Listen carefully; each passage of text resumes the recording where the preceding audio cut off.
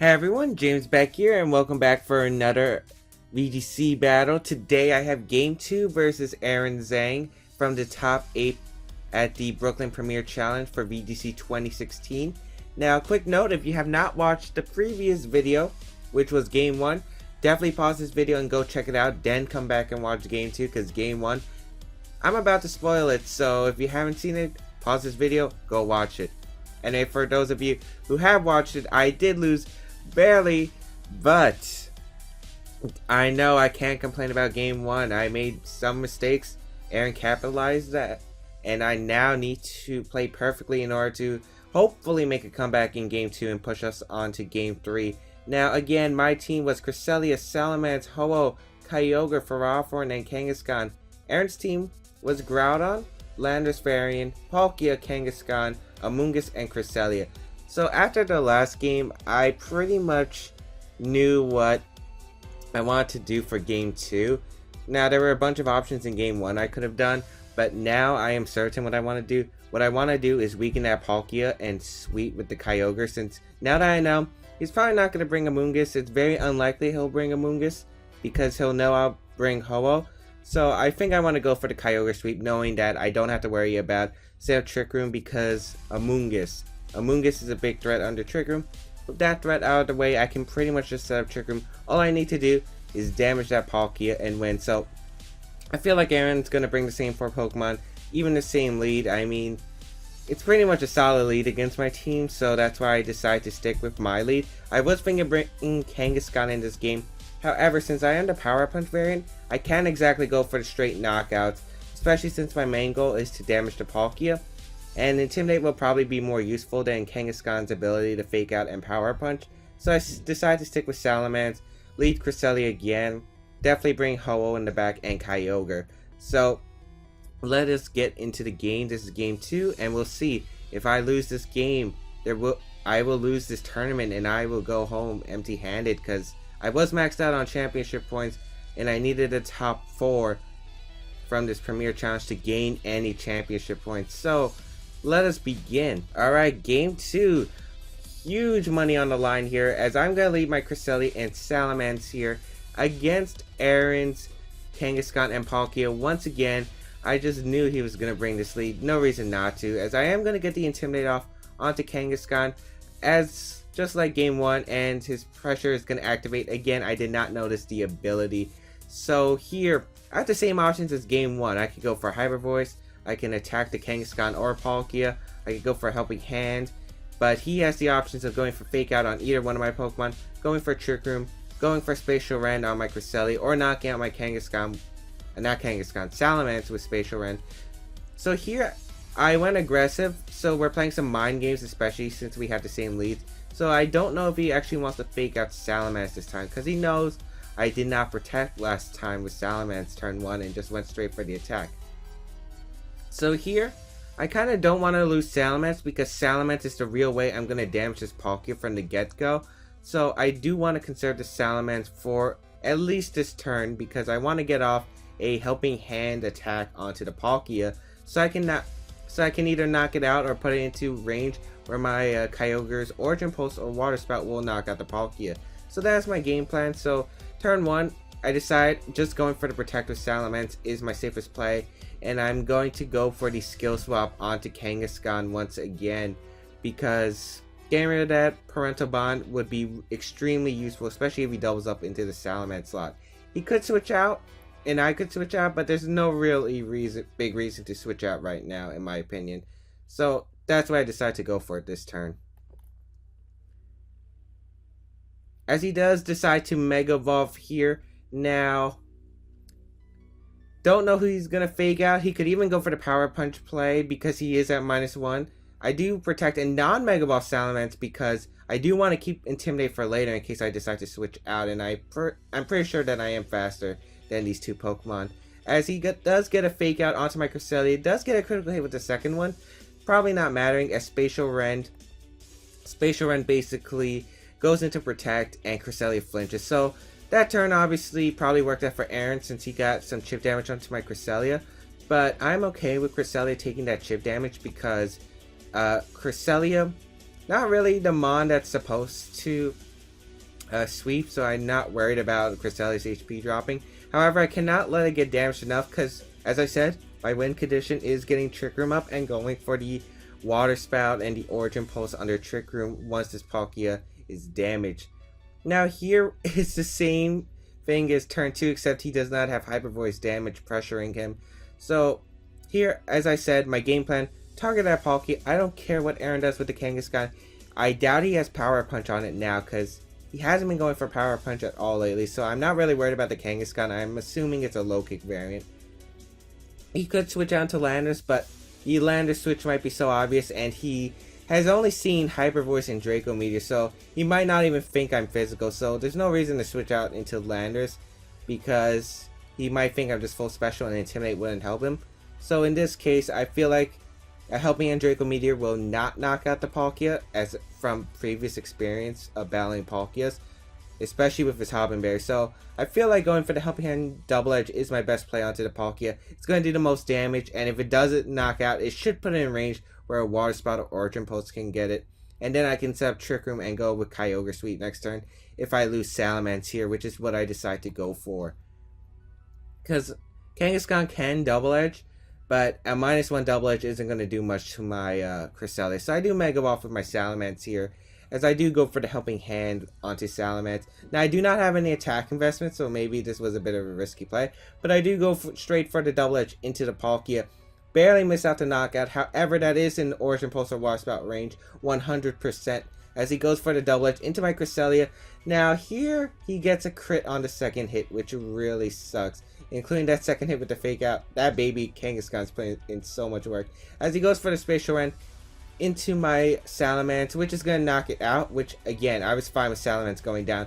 It did its job. It's weakened the Palkia. However, my game plan is now kind of foiled, as now I'm forced to go into Ho-Oh. The reason I went to Ho is I couldn't really bring out Kyogre, because he could just Double Edge Spatial Rend the Cresselia, and basically if he did that, then I would have pretty much guaranteed lost the game, because it would be my Kyogre stuck against his Kyogre and Ho-Oh. I couldn't switch against his Primal Groudon on the back, so unfortunately I had to take a detour here. Basically, my plan was to have Cresselia healthy enough to live a combo attack from Spatial Rend and Double Edge from this Kangaskhan, and I'm not sure, even without those crits from the Fake Out and the Double Edge, that I might have been able to live a -1 Double Edge plus Spatial Rend, but I think it would have been pretty close, so I would have had a chance to live. I'm not sure, but those crits definitely ensured that my Cresselia cannot survive another turn. So unfortunately, I feel like I'm losing this game. I have no idea how to handle. My only way of winning is hoping he doesn't have Landers in the back and knocking out his Kangaskhan here. He's probably going to double up into the Cresselia slot, which is his best and only place, since Cresselia is not a Pokemon that carries Protect. So I have to switch out my Cresselia here this turn, as I have no other option, as I am going to withdraw that Cresselia into Kyogre. Now, getting Kyogre out is really, really bad for me, because I am taking a whole lot of damage, and unfortunately I cannot get the Trick Room up, which was the main thing that I needed for this game to win, was getting the Trick Room up so Kyogre could sweep. And unfortunately, I'm going to have to probably rely on some misses from him, as he does go straight for the Double Edge with the Kangaskhan. Thankfully it's -1, so Kyogre is able to eat that Double Edge up no problem. He is taken recoil range where Brave Bird will knock him out, and I do go for the Brave Bird into Kangaskhan. So luckily I am able to get rid of Kangaskhan. Now if he doesn't have Landers in the back and he has a Moongus or Cresselia, I guarantee win this game pretty much, unless Palkia gets another critical hit Spatial Rend on me. As he does go for the Spatial Rend, as I said, he would double up into the Kyogre, the Cresselia slot, which was his best play, as Cresselia is not a Pokemon that carries Protect, and he's going to send out Landers, which gets an Intimidate off onto my Kyogre and my Ho-Oh, unfortunately. So now I have no idea how I'm going to win this game. I have to pray that his Landers does not carry Rock Slide. That's the only out for me right now. So I'm not, as I said, I wasn't paying attention to the ability on Palkia, so I thought it could be Telepathy. So if he was, let's say, well, he wasn't Choice Banded, but let's say if he was not carrying Rock Slide and he was like Twist Scarf, his only way to really damage Ho-Oh if he had ground on the back was going for the explosion. Now right here, I just want to scout to see what he would lock himself into if he was choice, because Assault Vest isn't really the most common lander set in this format. So here I'm just going to double protect, see what he does, and if he has Rock Slide, I'm pretty much confident that this game is over. I would have to rely on a bunch of misses. So here he is going to withdraw Palkia and go into Groudon, which is a smart move because we do reveal he will have Rock Slide, and he sets up the Sun. So in case he missed Rock Slide on Kyogre, basically Groudon prevents me knocking his Landers out if I go for the Water type move, which is kind of interesting, as I could have went for the Ice Beam in case hoping he would miss, but gonna double protect. As I said, he also didn't want Palkia knocked out, because if I was able to somehow dodge his Rock Slide and knock out the Palkia, I might have been able to win. As he does reveal Rock Slide, and I pretty much know that's a game over. So my only hope is he misses Rock Slide on my Kyogre, and I can get an Ice Beam off and knock out his Landers. That's my only win condition, basically. So I'm praying he's locked into Rock Slide. I can switch out Ho-Oh, reset the Intimidate, because it's intimidated Ho-Oh will not stand a good chance against Groudon and Palkia, especially with the timer up, because I'm probably gonna have to recover stall at the end. So that's my only gameplay, as I am gonna try to sack my Cresselia.